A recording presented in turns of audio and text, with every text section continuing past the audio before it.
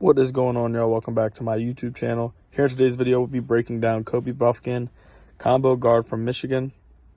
Bufkin has been one of the big names getting a lot of buzz to fly up the draft board and maybe even into the lottery or top 10. Ahead of the draft, very talented, and a lot of people have high hopes for him and think he can be a next star or all-star in the NBA. And seeing him fall to 10, 11, or 12, a lot of teams are willing to take that risk getting him there. Now, before I get into the full video, as always, if you guys could, please like, comment, and subscribe. At the end of the video, let me know your thoughts on Bufkin or any other prospects you want to see me do a video on. And always, if you enjoy my videos, a subscription is appreciated. Now, jumping into his strengths. Attacking the basket, defense, and being clutch. Bufkin, with his size, was able to get to the rim and finish all year for Michigan.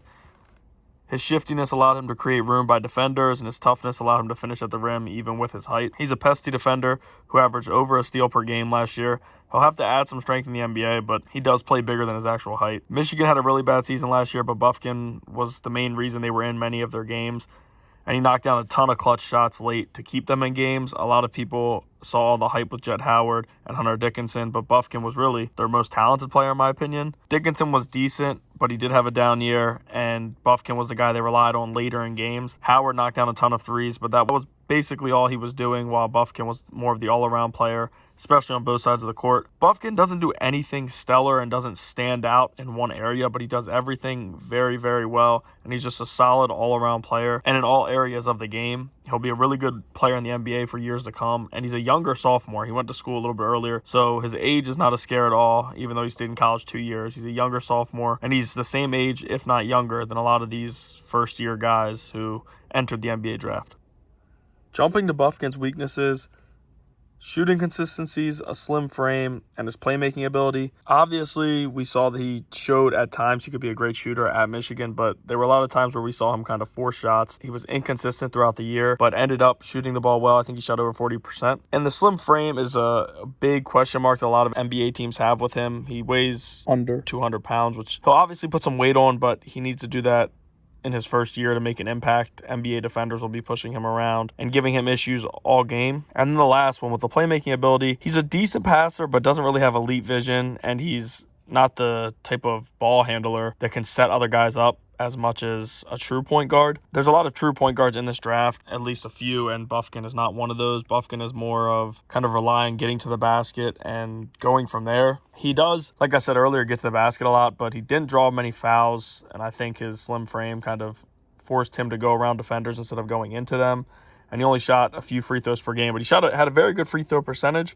Didn't get to the free throw line as much as you would have liked to see from a dude who gets to the basket that much. One thing that stands out about Bufkin, if you watch his film, is how hard that he plays and his attitude on the court. He always looks like he loves playing and brings a strong demeanor. Always diving on the court for loose balls, wants to guard the opposing team's best player, wants to win, and he always wants the ball in his hand late in games when it's crunch time, stuff like that. He's a true competitor, and there's a lot of questions with some prospects, especially younger prospects, if they have true love for the game. We saw that with Anthony Edwards when he was the #1 overall pick, because they were saying that he may have had love for football or whatever that was. But Bufkin is not a guy you're going to have to question about that. Every time he's on the court, shows that he loves playing. He shows that he wants to be around his teammates, and he just wants the best and wants to win. That's exactly what you want in a guy like him with the upside that he has. And if he falls to anywhere from 8 to 13, that's the range I see him going. I think you're getting a good pick. The comparison for Bufkin I have currently in the NBA is Shai Gilgeous-Alexander. Same height, and they had very similar splits through their time in college. Bufkin shot the three better and has more of a shot from beyond the arc, but SGA is much better ball handler. Bufkin's nowhere near as good, but the ability to get to the bucket and make clutch plays stands out, just like it did with SGA. I don't think Bufkin has as high of a ceiling SGA has, and we saw what SGA did this season, how he took off to be one of the best players in the NBA this year. Still love Bufkin. I think Bufkin can be a star in the NBA. Don't think he'll be as good as SGA projects to be in the next few years, but it'll be interesting to see what Bufkin can do over the next 8 to 10 years, especially as he gets older and learns the game a little bit more. With him being so young, still a ton of room for improvement and all that. At 6'5", Bufkin has the ability to guard 1 through 3 in the NBA, and it'll be really fun watching him compete at the next level. Obviously, earlier I said he needs to put on some more weight, but he probably will do that being in the weight room, and with that, with all the NBA trainers and Coaching staff. I touched on it a bit earlier, but Bufkin has really good body control around the rim and is a crafty finisher. He's got soft touch around the basket, and he knows how to use the backboard really, really well. Comfortable shooting the ball off the dribble, and he seems to have an extremely high IQ for the game. And I think if he was not at Michigan, or was at somewhere that kind of relied on him more than Michigan did, we could be seeing him anywhere from top 4 to 7 pick in this draft. Even then, with what we've seen, he still could be that high, but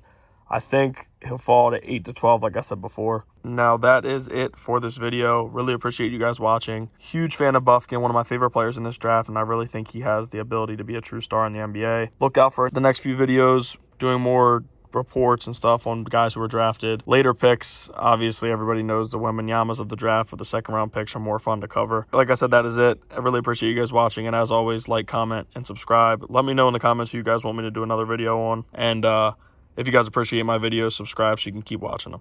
Thank you.